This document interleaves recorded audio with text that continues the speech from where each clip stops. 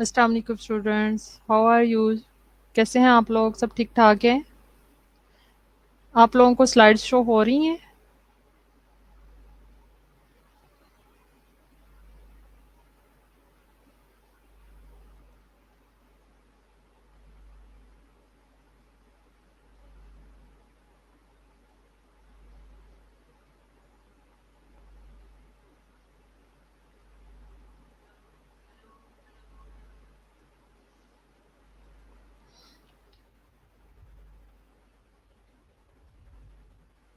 अल्लाह का करम, मैं ठीक ठाक हूँ। आप लोग कैसे हैं? ठीक हैं?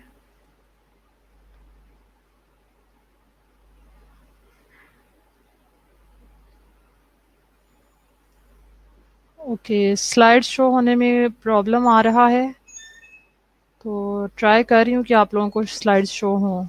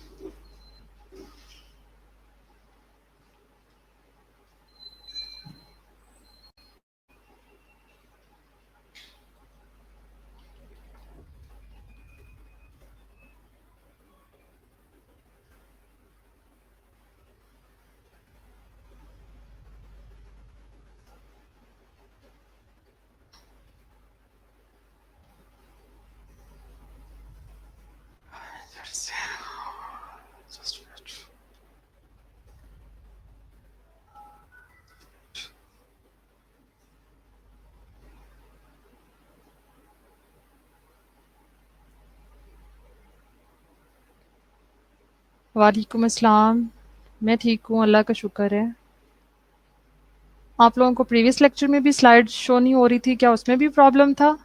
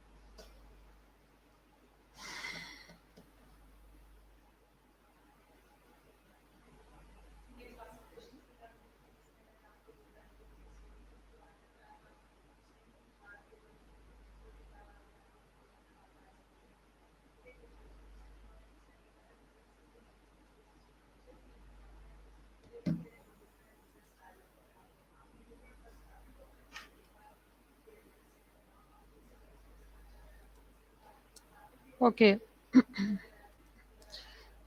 बिस्मिल्लाहिर्रहमानिर्रहीम। स्टूडेंट्स, आवाज़ आ रही है आप लोगों को?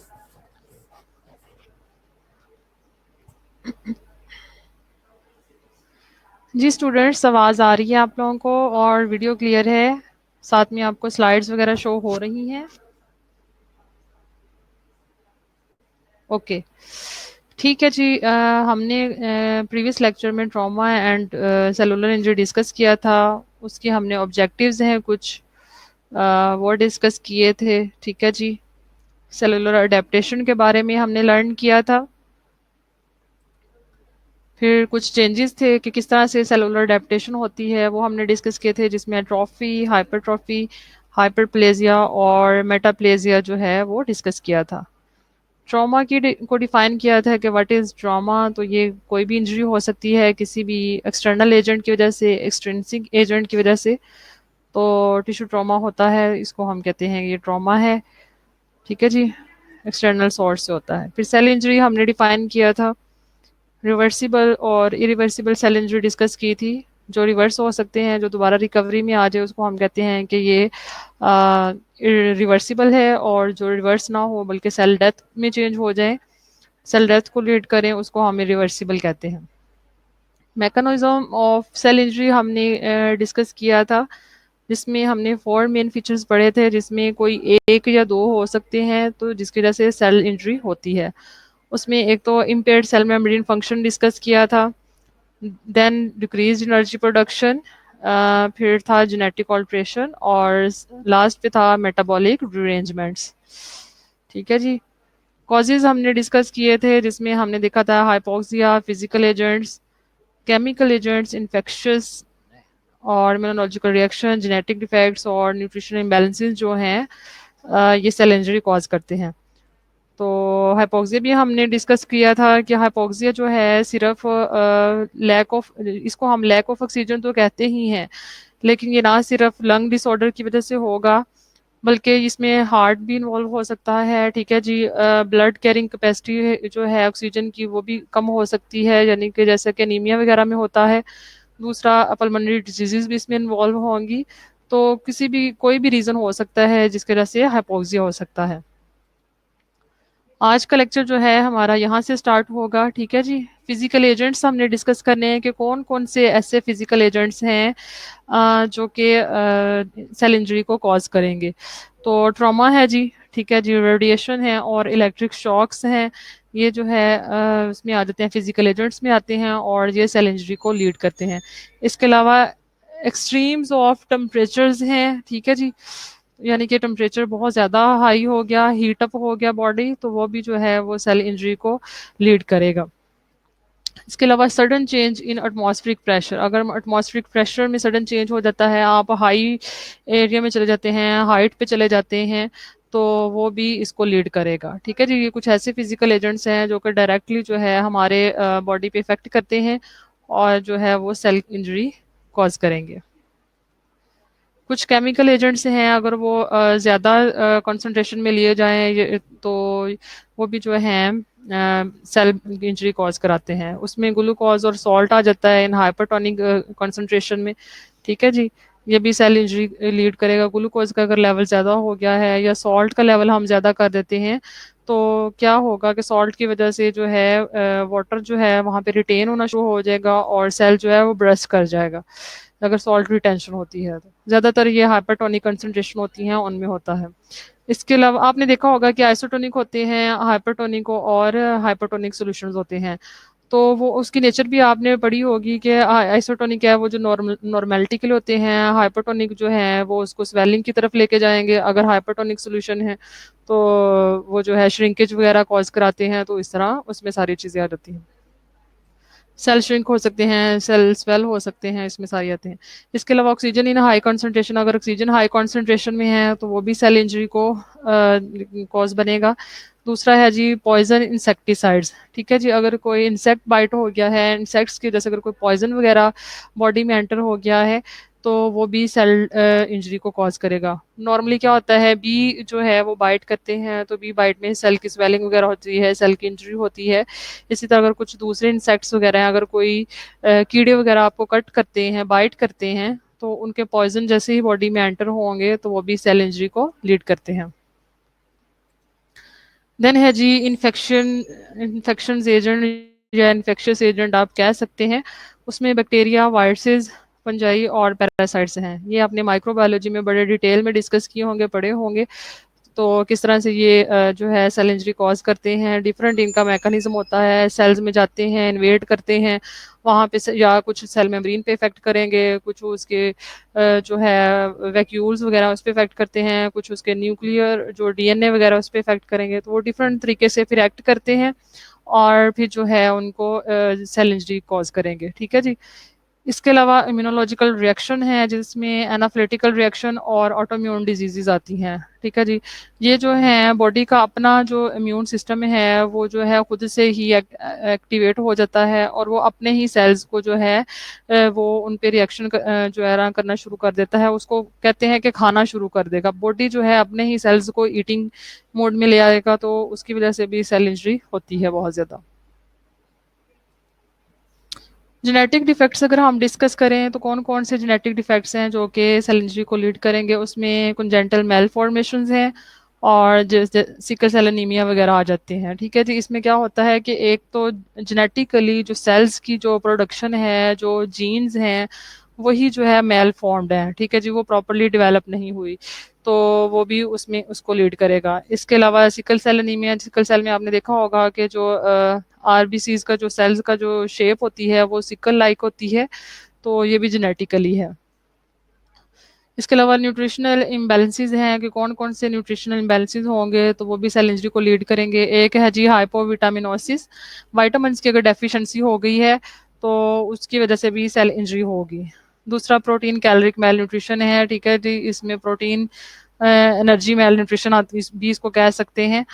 तो इसमें क्या होगा कि कैलोरी की अगर जो है रिक्वायरमेंट वो मीट आउट नहीं हो रही प्रॉपर, तो उसकी जो बॉडी को नीडेड है, तो उसकी बाद क्या होगा कि बॉडी ने क्या करना होता है कि पहले सबसे पहले कार्ब जो है मेन सोर्स ऑफ एनर्जी है, अगर वो मेन सोर्स ऑफ कैलोरीज है, अगर कार्बोहाइड्रेट डाइट नहीं मिल रही तो फिर प्रोटीन यूज होती है। ठीक है। बॉडी में जितनी भी प्रोटीन होगी प्रोटीन उसकी जगह पे यूटिलाइज होगी। अगर प्रोटीन भी अवेलेबल नहीं है, कार्ब्स भी अवेलेबल नहीं है, तो फिर जो जितने भी फैट्स होते हैं बॉडी में फिर वो यूज होंगे। ठीक है जी। तो इसी तरह फिर ये वाले जो हैं अगर प्रोटीन इम्बेलेंसेस आते हैं तो मसल वेस्टिंग होगी और जो है सेल इंजरी को लीड करेगी या सेल जो है उसको वीकन करेगा। कुछ फ्री रेडिकल्स हैं। फ्री रेडिकल्स क्या होते हैं? Oxygen derived free radicals are chemical species with a single unpaired electron in an outer orbit. ठीक है जी। ये आप लोगों को मुझे एक्सप्लेन करने की ज़रूरत नहीं है, आप लोगों ने केमिस्ट्री में फ्री रेडिकल्स के बारे में अच्छे तरीके से पढ़ा होगा। इलेक्ट्रॉन अनपेयर्ड इलेक्ट्रॉन है, इसमें सिंगल और अनपेयर्ड इलेक्ट्रॉन होगा और इसका आउटर ऑर्बिट है। ठीक है जी। When generated in cells, they rapidly attack and degrade nucleic acids and membrane molecules। ठीक है जी। जैसे ही ये सेल्स में फ्री रेडिकल्स बनेंगे, वो जो न्यूक्लिक एसिड्स होते हैं और मेम्ब्रेन के मॉलिक्यूल्स होते हैं उनको डिग्रेड करना शुरू कर देंगे। ठीक है। उन पर अटैक करेंगे, तो बॉडी में जितने ज़्यादा फ्री रेडिकल्स होंगे उतनी ज़्यादा ही सेल इंजरी होगी। तो कोशिश करनी चाहिए कि हमारे बॉडी में फ्री रेडिकल्स की प्रोडक्शन कम से कम हो। Generation of free radicals. अब फ्री रेडिकल्स की जनरेशन किस तरह से हो सकती है, उसके क्या क्या कॉजेज़ हैं। सबसे पहले है जी free radical may be generated within cell by normal metabolism. Oxidation reduction processes होते हैं। ठीक है जी। तो नॉर्मल मेटाबॉलिज्म है, अगर कोई हम खुराक लेते हैं, कोई फूड ले रहे हैं या कोई वाइटामिन ले रहे हैं या कोई ड्रग ले रहे हैं, तो ऑक्सीडेशन रिडक्शन रिएक्शन होते हैं। नॉर्मल मेटाबॉलिज्म उसकी होती है, तो या तो उसके दौरान प्रोड्यूस होंगे। ठीक है जी। या फिर ऑक्सीजन टॉक्सिसिटी, अगर किसी पेशेंट में ऑक्सीजन की टॉक्सिसिटी कर दी गई है तो उसमें भी फ्री रेडिकल प्रोडक्शन ज़्यादा हो सकती है। दूसरा आयोनाइजेशन, आयोनाइजिंग रेडिएशन है। ठीक है जी। उसको रेडिएशन वगैरह अगर मिल रही है तो उसमें इसकी प्रोडक्शन ज़्यादा होगी। कुछ ड्रग्स और केमिकल्स हैं जो कि फ्री रेडिकल्स की प्रोडक्शन जो है उसको इन्हेंस कर देते हैं।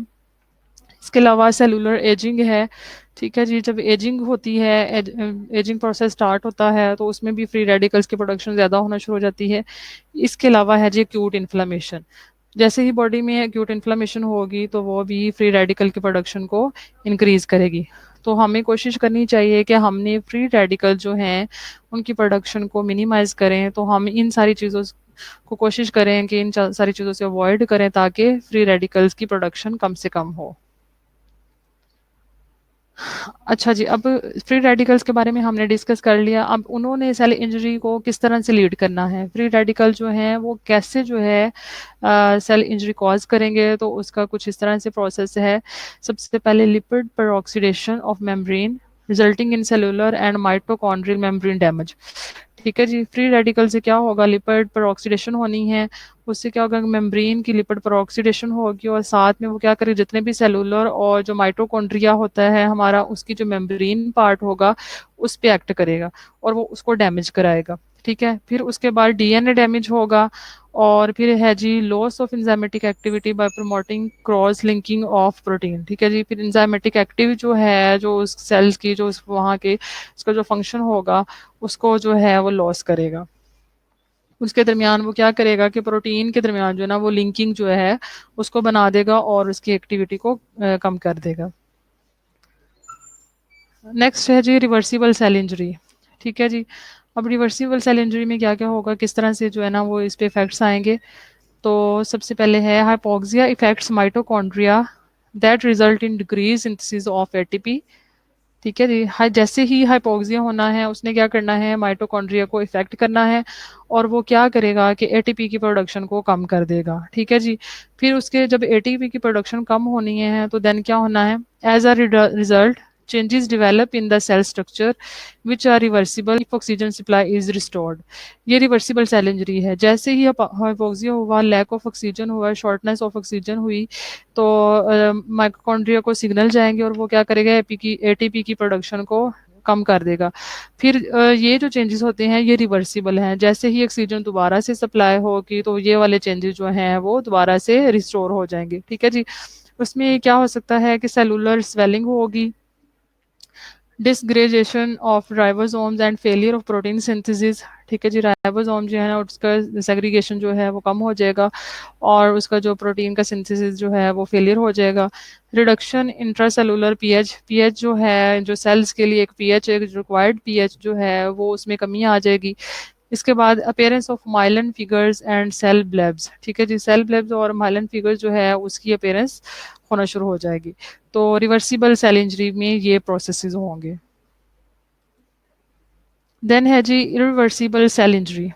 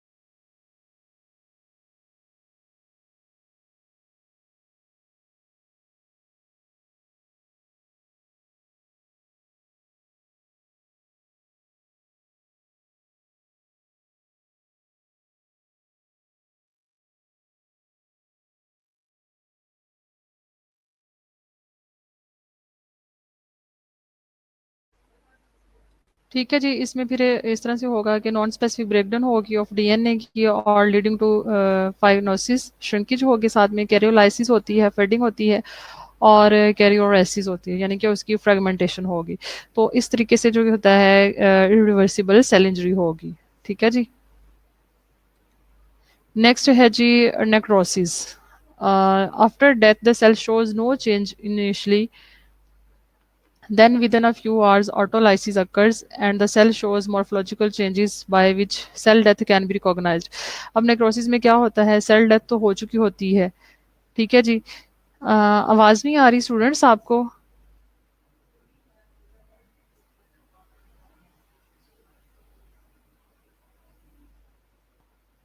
ठीक है।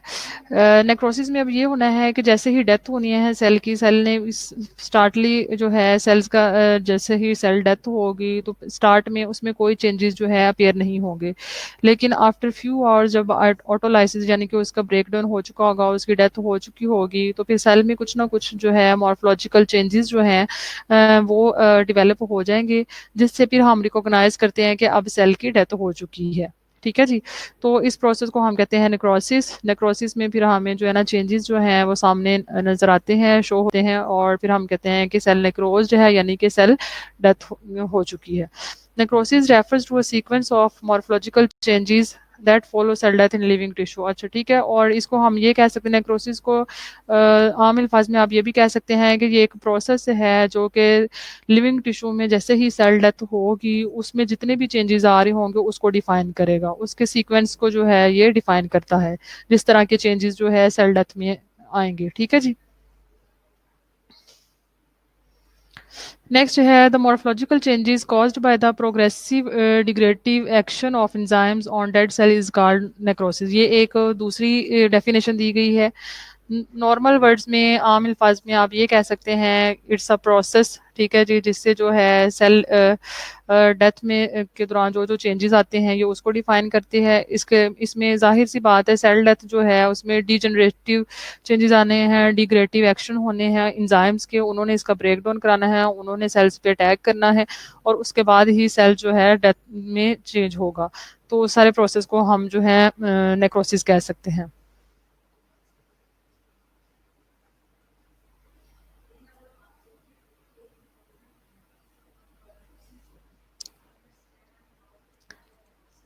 जी, जी, फैसल बिल्कुल ऐसे ही है। आप इसको सिंप्लीफाई करके अपने वर्ड्स में लिख सकते हैं। आप ज़रूरी नहीं है कि आप सेम वर्ड्स में आप लिखें, आपने जस्ट अपना कॉन्सेप्ट क्लियर करना है, ठीक है? और आप ज़रूरी है कि आप उसको कॉन्सेप्ट क्लियर करके अपने वर्ड्स में लिखें फिर। ठीक है जी, मैकेनिज़्म ऑफ नेक्रोसिस क्या है? अच्छा जी, 2 तरीके हैं जिसकी वजह से जो है वो नेक्रोसिस होगी। तो 2 processes cause the basic morphological changes of necrosis. सबसे पहला है जी enzymatic degradation of the cell, यानी कि एंजाइम जो हैं वो इस पे इफेक्ट करेगा, ठीक है जी। और दूसरा है जी डीनेचुरेशन ऑफ द प्रोटीन, यानी कि प्रोटीन का जो है उसकी डीनेचुरेशन होगी, उसके जो दरमियान जो बॉन्डिंग वगैरह है उसका जो स्ट्रक्चर है वो डिस्टर्ब होगा। ओके, अपोप्टोसिस सारा मोरस आ गया है हमारा नेक्स्ट टॉपिक में, तो अभी आपको क्लियर हो जाता है कि इसमें क्या होगा। ठीक है जी, नेक्रोसिस और पोप्टोसिस का यहाँ पे डिफरेंस बताया गया है। Cell death, cell death of cell occurs in two ways, necrosis और पोप्टोसिस। नेक्रोसिस है जी इरिवर्सिबल इंजरी, ठीक है जी, changes produced by enzymatic digestion of the cellular elements. इसमें जितने भी एंजाइमेटिक एंजाइम्स इन्वॉल्व होंगे और वो जितना भी डेड सेलुलर मटेरियल होगा, एलिमेंट्स होगा, उसकी डाइजेशन होगी और ये इरिवर्सिबल इंजरी को लीड करेगा। लेकिन अपोप्टोसिस जो है एक वाइटल प्रोसेस है that helps eliminate unwanted cells, ठीक है जी। जो अनवांटेड सेल्स होंगे उसको जो है ख़त्म करने में हमारी हेल्प आउट करेगा हमारे बॉडी की। And internally programmed series of events affected by the dedicated gene products. इसमें स्पेशल टाइप्स की जीन्स जो हैं वो इसमें इन्वॉल्व होती हैं, और ऐसे सेल्स जो जिसकी हमारे बॉडी में रिक्वायरमेंट नहीं होती, जो ज़रूरी नहीं होते, उनको वो एलिमिनेट करते हैं। लेकिन नेक्रोसिस जो है आप उसको इरिवर्सिबल डेथ, इरिवर्सिबल इंजरी कह सकते हैं, जो कि सेल डेथ को लीड करेगा। ठीक है जी, क्लियर है सारा?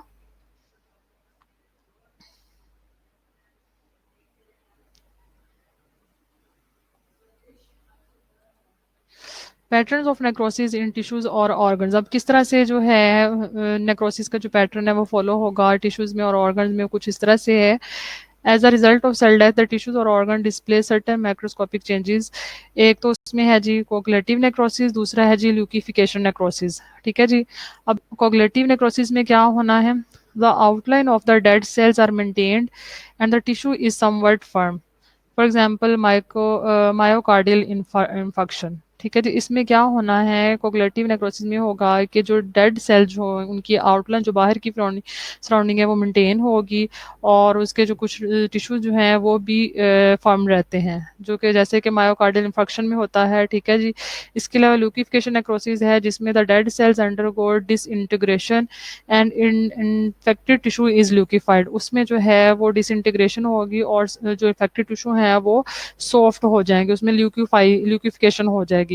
तो उसमें जैसे कि सेरिब्रल इन्फेक्शन है, ठीक है जी। ये दोनों इन्फेक्शन की जो है वो एग्जांपल दी गई है, मायोकार्डियल इन्फेक्शन और सेरेब्रल इन्फेक्शन। एक में टिश्यू फर्म रहेंगे और उसकी आउटलाइन बाउंड्री जो है वो रहेगी डेड सेल की, दूसरी में जो है सेल जो है वो डिसइंटीग्रेशन में जाएंगे और उसमें टिश्यू जो है वो लिक्विफाई हो जाएंगे, जैसे कि सेरेब्रल इन्फेक्शन में है।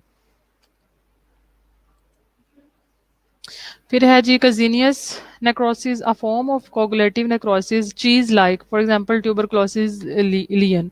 अब इसमें क्या होगा कि इसमें चीज लाइक मटेरियल जो है वो नेक्रोसिस में जो है वो डेवलप हो जाएगा। जो जिसकी एग्जांपल है ट्यूबरक्लोसिस लिया। अगर किसी को ट्यूबरक्लोसिस हुआ है तो जहाँ पे जिससे जो लंग्स का जो पार्ट इन्वॉल्व होगा वहाँ पे जो है अंदर जो है चीज़ लाइक मटेरियल जो है वो कलेक्ट होना शुरू हो जाएगा। फिर है जी फैट नेक्रोसिस, इसमें फैट आ जाएगी, यानी कि इसमें फैट जो है वो इन्वॉल्व होगी।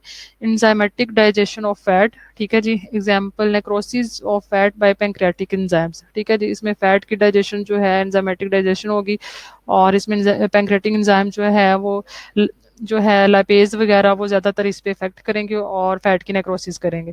इसके अलावा है जी gangrenous necrosis, necrosis secondary to ischemia usually with superimpose infection, ठीक है जी।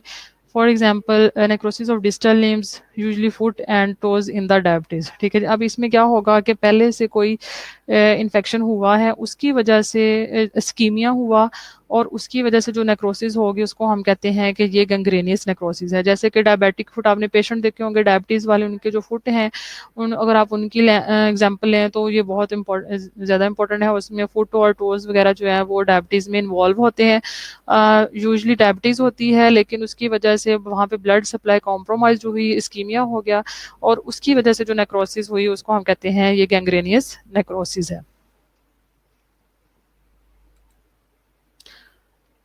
देन है जी apoptosis, this process helps to eliminate unwanted cells by the, ठीक है जी। ये हमने पहले पढ़ लिया है। अब इसमें उसने इस प्रोसेस में किस तरह से ये प्रोसेस जो है वो रन होगा तो वो हम नीचे इसका देख लेते हैं कि क्या है। पहली बात तो यह है कि अनवांटेड सेल जो है वो इसमें अपोप्टोसिस में एलिमिनेट होंगे और स्पेसिफिक जीन्स जो है वो इसमें इन्वॉल्व होंगी।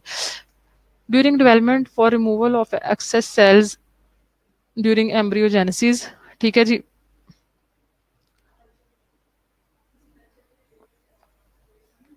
ठीक है जी। अब सबसे पहला है कि कुछ फीटल डेवलपमेंट जो होती है, जब ग्रोथ डेवलपमेंट हो रही होती है फीटल की ड्यूरिंग प्रेगनेंसी या जिसको हम कहते हैं एम्ब्रियोजेनेसिस हो कह सकते हैं, उसमें कुछ एक्सेसिव सेल्स होते हैं उसका रिमूवल होता है, उसमें भी अपोप्टोसिस जो है वो इन्वॉल्व होगी। इसके अलावा to maintain cell population in tissues with high turnover cells such as skin and bowels. अब कोई ऐसे बॉडी पार्ट्स जहाँ पे डेली बेसिस पे सेल्स जो है ना वो प्रोड्यूस हो रहे हैं तो वहाँ पे भी उसके एक्सेसिव जो अमाउंट है या उसका जो टर्नओवर है उसको कम करने के लिए जो है यूज़ करते हैं। ज़्यादातर हमारे स्किन के सेल हमारे डेली बेसिस पे चेंज हो रहे हैं, बाउल्स के सेल्स वगैरह, इंटेस्टाइन के सेल्स, ठीक है जी। इसके अलावा to eliminate immune cells after cytokine depletion and auto reactive T cells in developing thymus, ठीक है जी। अब ये कुछ इम्यूनिटी से रिलेटेड सेल्स आ जाते हैं, उन इम्यून सेल्स को भी एलिमिनेट करने के लिए हम जो है अपोप्टोसिस की हेल्प लेते हैं। बॉडी हमारा जो है ना उसकी हेल्प लेता है अपोप्टोसिस। इसके अलावा to remove damage cell by viruses, अब वायरसेस ने जिन सेल्स पे इफेक्ट किया था उसको रिमूव करने के लिए भी। इसके अलावा to eliminate cells with DNA damage by radiation cytotoxic agents, इसके अलावा डीएनए डैमेज से कुछ सेल्स होते हैं उसको भी रिमूव करने के लिए। Hormone dependent in ovulation endometrium ovary and breast जो है उसको उन सेल्स को भी जो है एलिमिनेट करने के लिए यूज करते हैं। इसके अलावा सेल डेथ्स इन ट्यूमर, अब ट्यूमर में ज़्यादातर क्या होता है कि कुछ सेल जो है हम जो है मेडिकेशन के थ्रू या कीमो के थ्रू या इस तरह जो है ना ट्यूमर्स में सेल डेथ कराते हैं, फिर उन सेल्स को भी तो बॉडी ने रिमूव करना करना है तो वो ज़्यादातर फिर अपोप्टोसिस जो प्रोसेस होता है उससे जो है वो रिमूव होगा, और ये प्रोग्राम्ड सेल डेथ है। ठीक है जी। मॉर्फोलॉजी क्या हो सकती है अपोप्टोसिस की? एक तो है जी श्रिंकेज ऑफ सेल, सबसे पहले सेल की श्रिंकेज हो सकती है। देन है जी condensation of nuclear chromatin peripherally under nuclear membrane. ठीक है जी।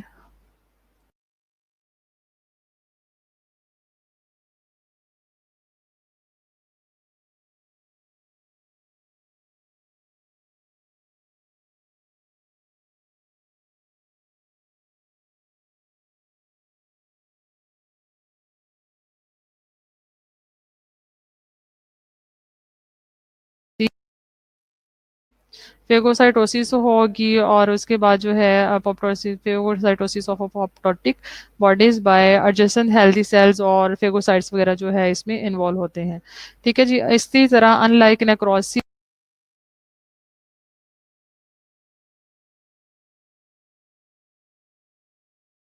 रिएक्शन जो है वो इसमें इन्वॉल्व नहीं होते, तो उसकी वजह से जैसे कि नेक्रोसिस में होता है इन्फ्लेमेशन होती है फिर सेल इंजरी को लीड करता है, लेकिन अपोप्टोसिस में जो है वो इन्फ्लेमेटरी रिएक्शन इन्वॉल्व नहीं होंगे और ये प्रोग्राम्ड सेल डेथ है, इसलिए इसमें इन्फ्लेमेशन की ज़रूरत नहीं होती बॉडी को।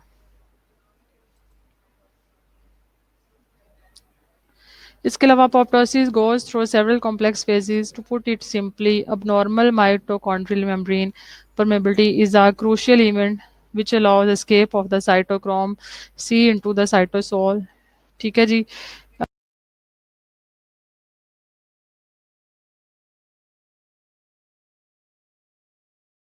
Final phase is the removal of dead cell fragments by phagocytosis without inflammatory reactions. ठीक है जी। शबाना इंटरनेट अपना चेक करें।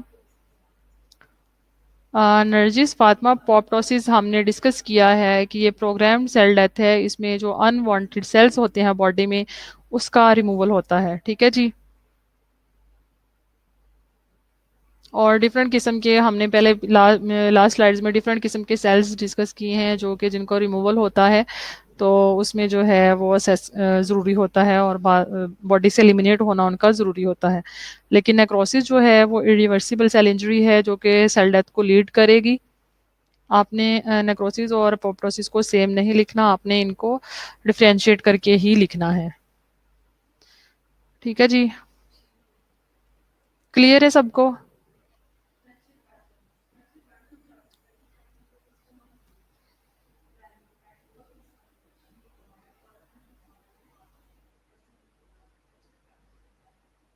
जी स्टूडेंट्स, पूछना है आज के लेक्चर में किसी ने कुछ, अगर किसी को कुछ क्लियर नहीं है तो आप लोग पूछ सकते हैं, और अटेंडेंस में आप लोगों की ले लेती हूँ।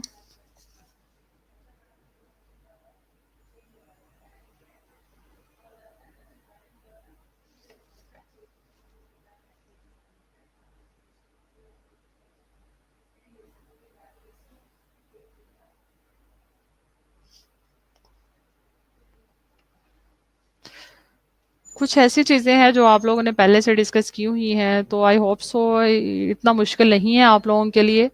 एफएससी में आप बहुत सारी चीज़ें होती हैं जो आप लोग डिस्कस करके आते हैं, तो इसलिए पैथोफिजियोलॉजी को जो है वो अंडरस्टैंड करने की कोशिश करें, इसको साथ साथ पढ़ें। सी आर जो है वो मुझे मैसेज करे ताकि मैं उसको जो है लेक्चर फ़िलहाल आपको सेंड कर दूँ। व्हाट्सएप पे मुझे आप लोग कर सकते हैं message.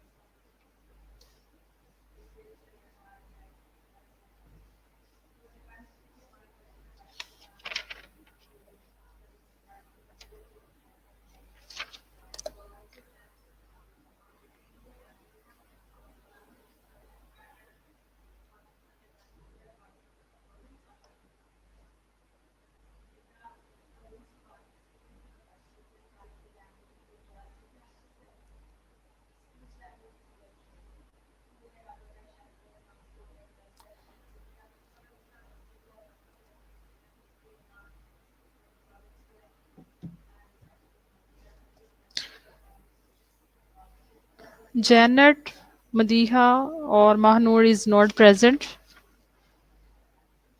Rabia, Shehbaz, Zunaira and Fiza.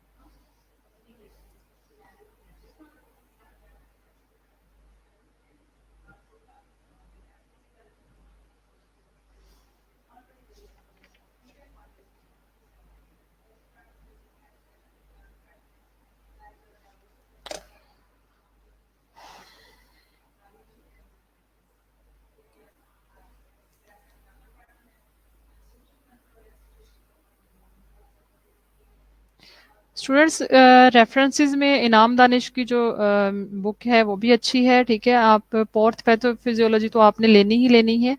साथ में आप अगर शॉर्ट कट तैयारी करना चाह रहे हैं तो आप उसके लिए शॉर्ट बुक जो है अंडरस्टैंडिंग के लिए इनाम दानिश की बुक जो है वो ले सकते हैं, ठीक है। तो इसमें मैंने रेफरेंस उसका दिया है, तो आप जो है वो उसको भी देख सकते हैं। Okay. Talha, text me on WhatsApp group so I can send you PPTs of all lectures, ठीक है।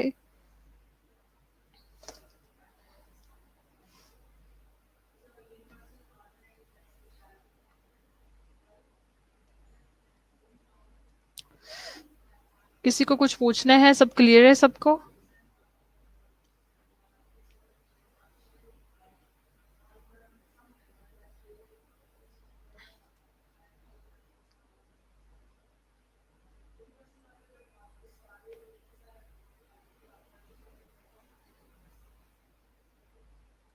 चलिए ठीक है, फिर अपना ख्याल रखिएगा। इंशाल्लाह हम नेक्स्ट लेक्चर में नेक्स्ट टॉपिक के साथ मिलेंगे, और साथ साथ इसको रिव्यू करते रहें। अगर किसी को कोई इशू है तो वो मुझसे पूछ सकते हैं।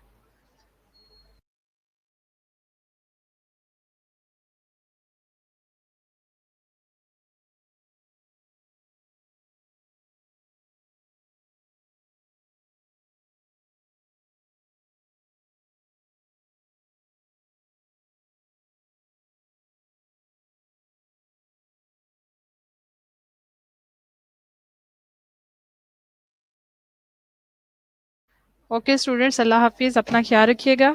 Take care.